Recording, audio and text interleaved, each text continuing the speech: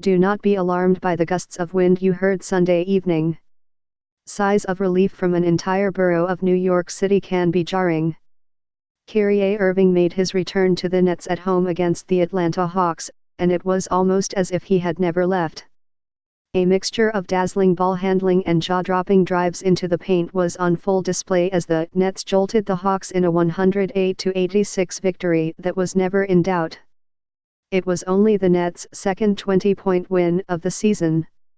What I liked is that he didn't force anything, Nets coach Kenny Atkinson said. He just kind of played it like a pro.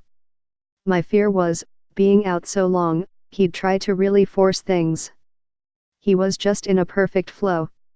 Irving, playing in his first game since November 14, was exceptional, almost perfect.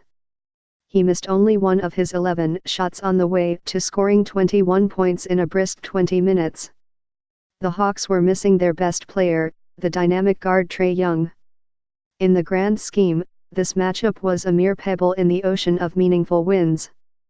But in a vacuum, it was meaningful because Irving temporarily allayed concerns about his injury and reminded everyone why he was one of Brooklyn's marquee free agent acquisitions last summer. Irving missed 26 games because of an ailing right shoulder, which he had described as an impingement, in addition to bursitis, a condition that causes joint pain. But his performance Sunday was a stark contrast from just last week, when he told reporters that he could not lift his shoulder while taking jump shots. He didn't sound like someone close to returning to anything resembling professional basketball, raising fears that his injury was worse than previously believed. Irving floated the idea of surgery if his shoulder did not respond to the cortisone shot he said he had recently taken. It really is disheartening, a downbeat Irving said then. But on Thursday, Irving surprised observers by practicing with the team and taking part in 5-on-5 workouts. He suggested he might be able to come back within a week. Then came the even more unexpected announcement that Irving would make his return over the weekend. Clearly, the shot and the weeks of rehab had lessened Irving's pain. Maybe he could lift the shoulder a bit more now.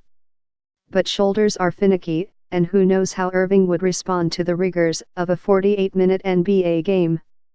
Who knows if the decision to return on Sunday would just mean surgery down the line, causing him to miss time when Kevin Durant returns next season, when the Nets are expected to be a championship contender.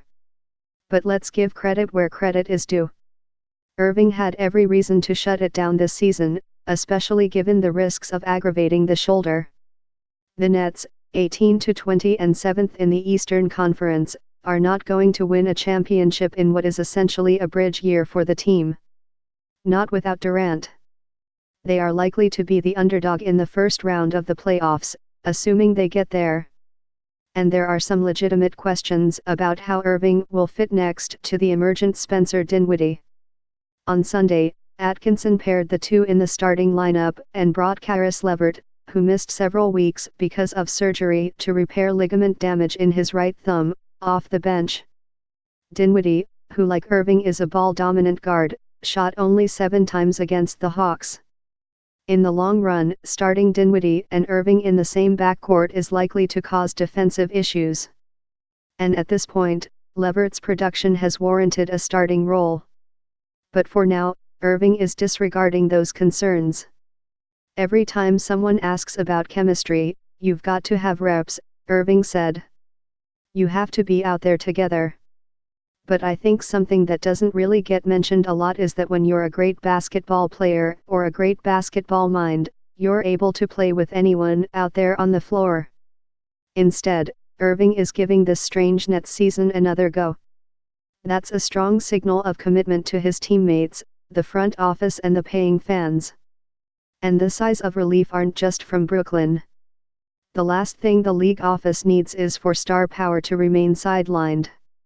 Let's not forget that Irving was an absolute force in the 11 games he played this season before the injury. He was averaging 28.5 points, 7.2 assists and 5.4 rebounds, all on a pace for career highs. On opening night against the Minnesota Timberwolves, with chants of "Kyrie's home" flying around the rafters, Irving dropped a 50-point masterpiece. It was a clear reminder that when Irving is engaged, he is one of the best players in the world. Obviously, we play hard, but we want to be a championship-level organization, Irving said after the game. We want to do that for the next few years, competing.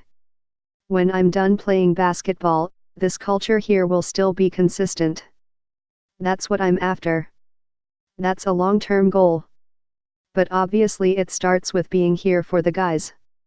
The Nets can certainly use Irving's presence on the court, although strangely, they were 4-7 in the games he played before the shoulder caused pain. In his absence, the Nets were 13-13.